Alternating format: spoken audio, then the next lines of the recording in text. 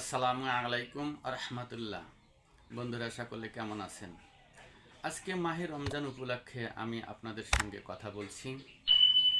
আল্লাহ পাক পবিত্র কোরআনের সূরা বাকারার 183 নম্বর আয়াতে তিনি বলেন, ইয়া আইয়ুহাল্লাযীনা আমানু কুতিবা আলাইকুমুস সিয়ামু কামা কুতিবা আলাল্লাযীনা মিন ক্বাবলিকুম লাআল্লাকুম তাত্তাকুন।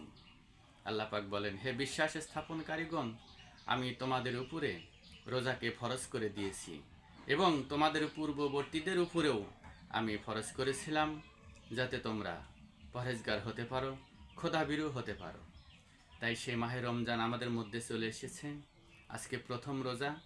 আমরা সকলেই মাহে রমজানের রোজাগুলো পূর্ণ করব। আল্লাহ পাক যেন আমাদেরকে মাহে রমজানের রোজাগুলো সহি শুদ্ধভাবে, যেভাবে রাখলে আল্লাহ পাক কবুল করেন সেভাবে রাখার মতন তৌফিক দান করেন।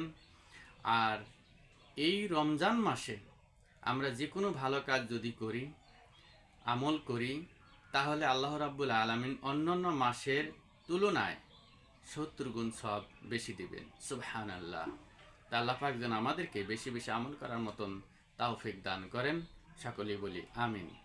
ওয়া আখিরে দাওয়ানা আনিল হামদুলিল্লাহি রাব্বিল আলামিন। আসসালামু আলাইকুম ওয়া রাহমাতুল্লাহ।